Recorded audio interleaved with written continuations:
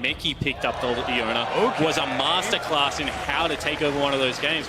And this is an old school counter pick if this is mid lane you on the champion, but as well as the minions to be able to sustain yourself up. And you can see now he's pushing, and Xerxes here. Fantastic positioning. The flash forward from Kim just gets first blood solo. That's how you escape the gang, because he's not going to escape it for too long, but still, you'll take those. Into the wave there and into the turret, but Gimgoon now is kind of pressured to actually go back and TP. It is going to be a 2v2 as they meet in the mid lane here. The Sonic Wave is going to connect as Humanoid flashes, but doesn't get far enough. Teleport in now from FPX. Plays were absolutely outstanding.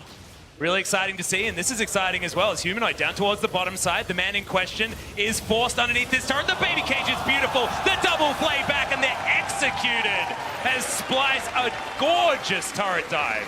They're not even done yet now as Crisp underneath here, and he's just getting baited around all too easily. Disappointing first game.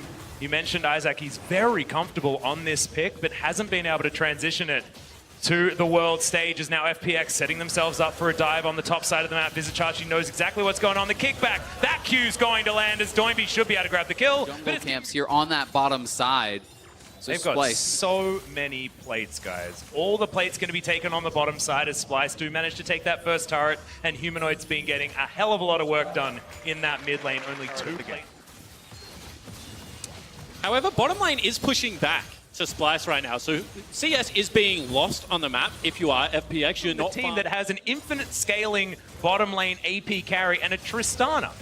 Just insane as we have an attack into the mid lane as well as Humanoid going to be taken down. Crisp trying to get his say as now Doinby takes a plate for himself. And a good response play here. However, Doinby does need to be able to get out. Yeah, will he be able to get into his realm warp? The answer is no, but flashes to safety over that wall.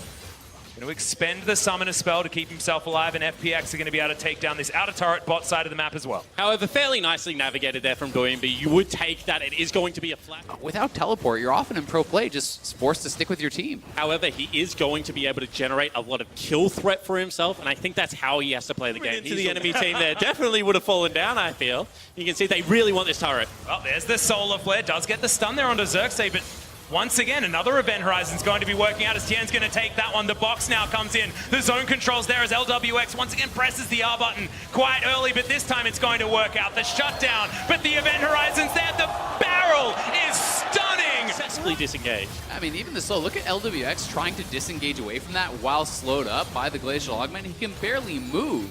And then the cage comes back up again. A nice ult in. On the one, hold the thought.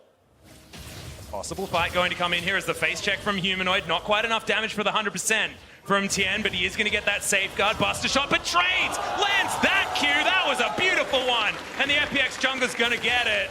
Doinby also picks up an assist, but that was all Tien as we do get the root, but the rest of Splyce are going to come in. Doinby trying to be that one-man army. The box is down, the Event Horizon in, the space trying to be controlled, but Doinby doesn't care. Now Tien finds Vizicachi as Crisp. He's going to get on top as well. Doinby's distracted, looking for the pirate. Well, Splyce are going to move on to this Mountain Drake as well, flexing like you say. Their advantage as Tien's going to land a Q, but he's going to get hit by the hook. Just destroyed where he stands. The rest of Splyce able to get out of there, but do they even want to as they're winning this fight? Solar Flare is decent, but Humanoid says goodbye, Leona. And Gimgoon has to run the hell out of the way. Humanoid says no as he flashes after him. The exhaust is going to come in. And now the Crocodile gets into Fog of War, but he's not going to save himself from the Death Chamber. Xerxes. Superior range of Tristana, just unstoppable in these fights. Yeah, it was what looked like a clever pressure, so I'm interested to see how Splyce respond to that. Right now, it looks like a push down mid lane. Yep, and now Kobe with the actually be able to find that sort of an engage. I'm really getting confused about which box you're talking about as well as FPX trying to get out of one box into the other as now the engage has started. Crisp with a beautiful Zenith play, finds the Solar Flare as well out of nowhere as Doinby's damage finally coming to the fore. Splyce might just be going for the Baron here. You know, this is a pretty big commitment. Warp, FPX going to get to the best position possible. Crisp is spotted by that. Spooky Ghosts, yeah, are going to come in. The Glacial Augment, and immediately Splyce going to dive on it. Everyone avoids the Solar Flare, and the cage is just too much for the support on FPX's side. And once again, really well set up. We keep mentioning it, but Kobe's utility in this game is so high, and that means that the Baron Force now is available. Teleport will have to be burned here. Yeah. 50% health bar now onto this Baron. You can see that Splyce do want to turn if they find anyone. They don't want to go over for the wall. 50-50, but it looks like they might just have to, as Gimgoon already prepped the ultimate. Looking to try and get in there. We've seen this before. There was Tien early into this pick. Oh! Somehow the burst didn't work out, and now the dive bomb comes in. The shotgun into the backline, and there goes LWX. The fadeaway on the Void Seeker as well as Kobe. Hit by the Sonic Wave and destroyed. Ace for FPX. Chinese first seed finds the team fight, finds the Baron, and they'll run it up the mid lane. And LWX rights all the wrongs of day number 1, is able to come in, pick up the triple kill, and they will push their way into the base. The wheels fall off for Splyce in the 4v5. They get ace, they lose the Baron. I thought you were going to say lose the FPX. base. That would have been the rhyme there, Isaac. You were so close as Doimby cleans up It's the... going to get bigger. This is one of the biggest ones I've ever seen. And whilst they're not He's going to have the QSS to remove that. And while you can put out incredible damage on the Veigar, you can also die almost instantaneously to either of these carries.